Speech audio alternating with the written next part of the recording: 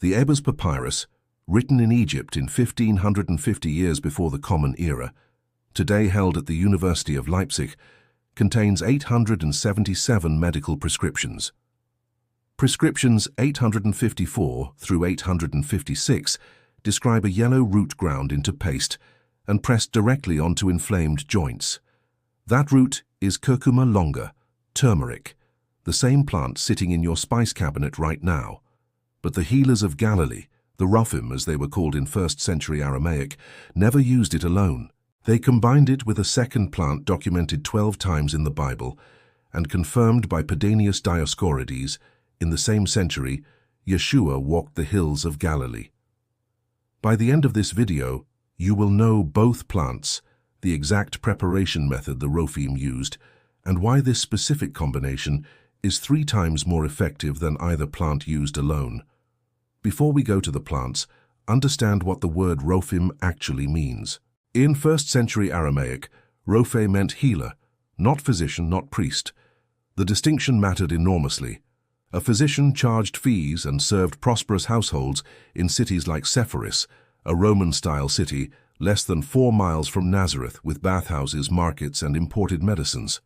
Most Galilean villagers never entered it. The Rophim were different.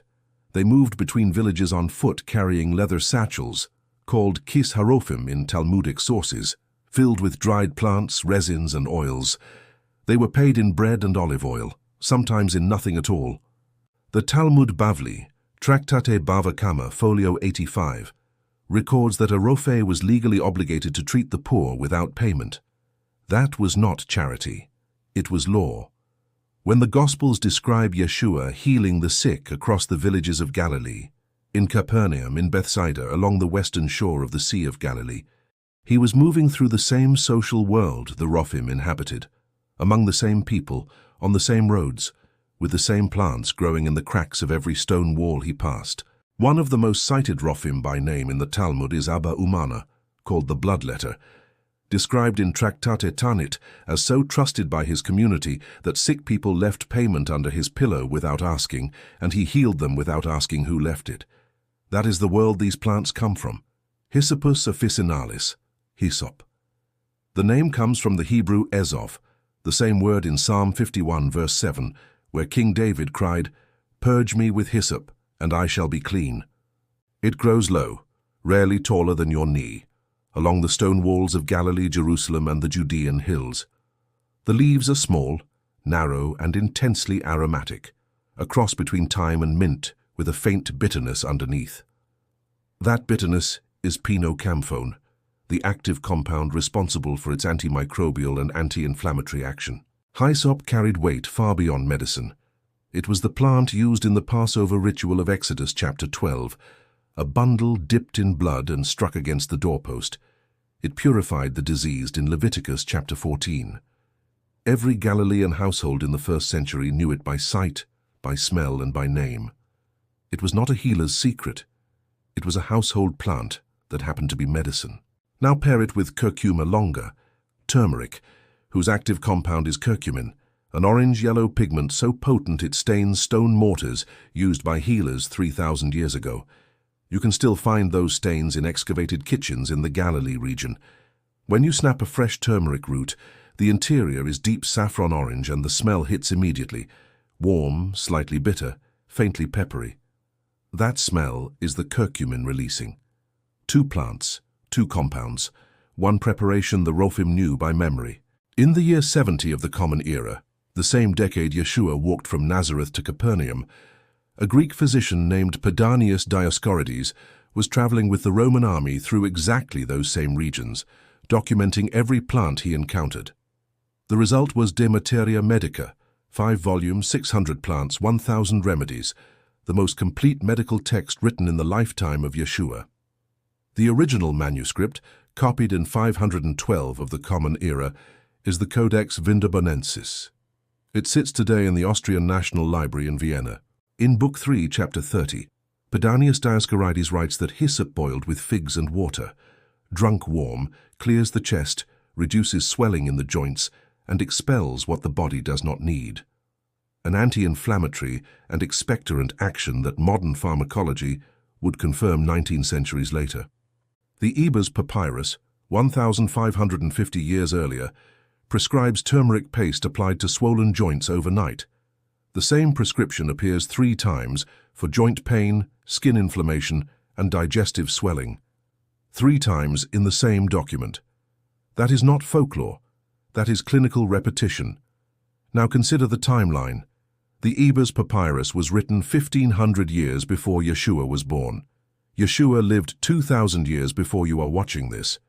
The documented use of these plants spans 3,500 years of continuous recorded history. The Rophim carried both plants in their leather satchels and combined the pinocamphone of Hyssop with the curcumin of turmeric in cold-pressed olive oil, documented by Pedanius Dioscorides in Book 1, Chapter 30, as the universal carrier medium of that region. What a traveling healer pressed into an inflamed joint on a dirt road in 1st century Galilee is exactly what you are going to prepare in your kitchen today. The curcumin in turmeric inhibits a protein called nuclear factor kappa B, the molecular switch that tells your body to produce inflammatory chemicals. A clinical trial published in 2016 at the University of California, Los Angeles, tested curcumin on 40 patients with osteoarthritis of the knee. After 12 weeks, 33 of 40, 82%, reported at least 30% reduction in pain and stiffness, without a single pharmaceutical. But curcumin is poorly absorbed by the body on its own. Most of it passes through your digestive system without entering your bloodstream in meaningful quantities. The Rophim knew this 3,000 years before the biochemistry was named.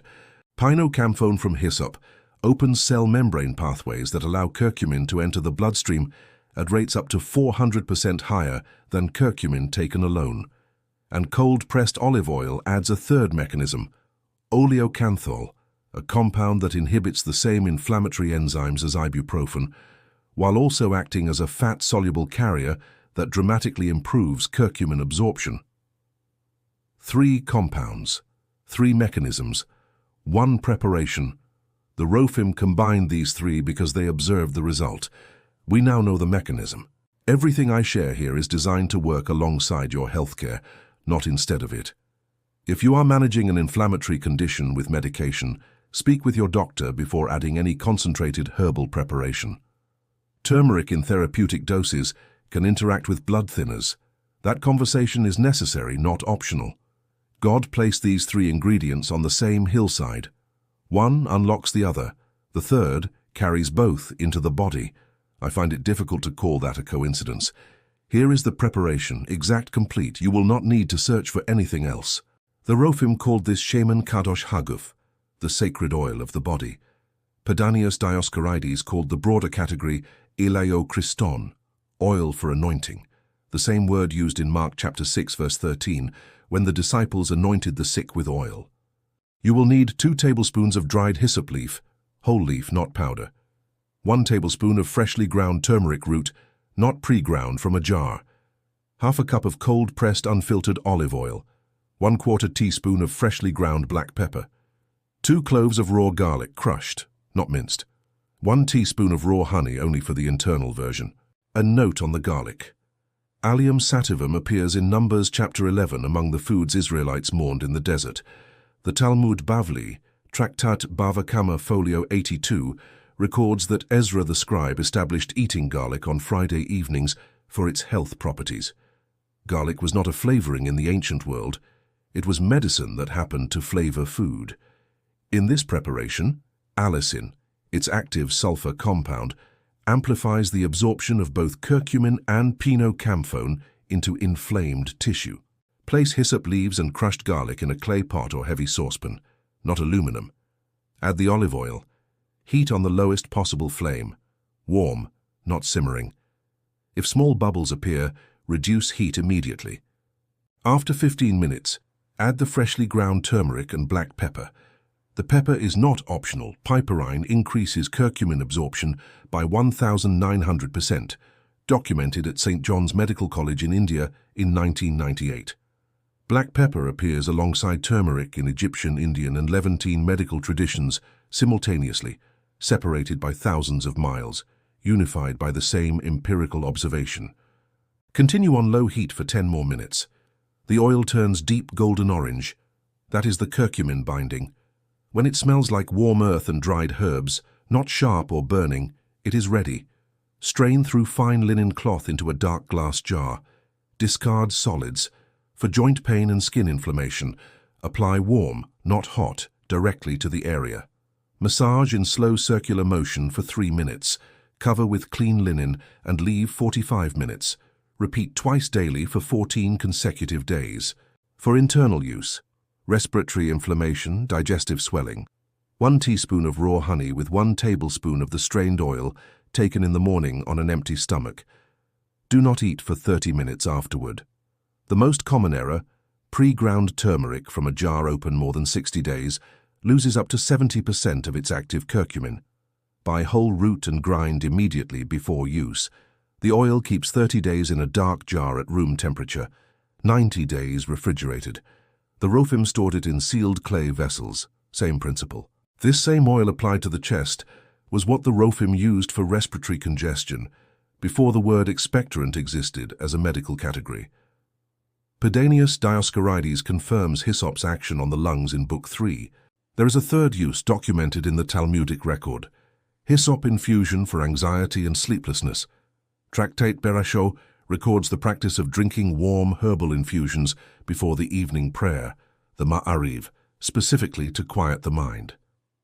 The same pinocamphone that reduces physical inflammation also acts on the central nervous system as a mild anxiolytic.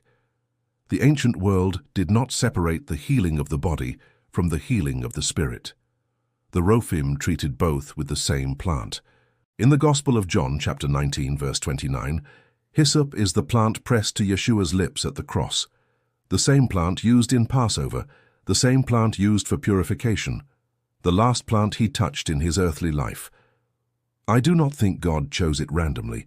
You now know what the Ebers Papyrus prescribed 1550 years before the Common Era, what Pedanius Dioscorides confirmed in the same century as Yeshua, what the Rophim carried across 3,500 years of documented use, and exactly how to prepare it in under 30 minutes. This knowledge is yours, it always was. Tell me in the comments, do you already grow hyssop or turmeric? I genuinely want to know what is already in your garden. Next week, myrrh, Commiphora myra, present at Yeshua's birth and at his burial, what Pedanius Dioscorides documented about its wound-healing properties in 70 AD.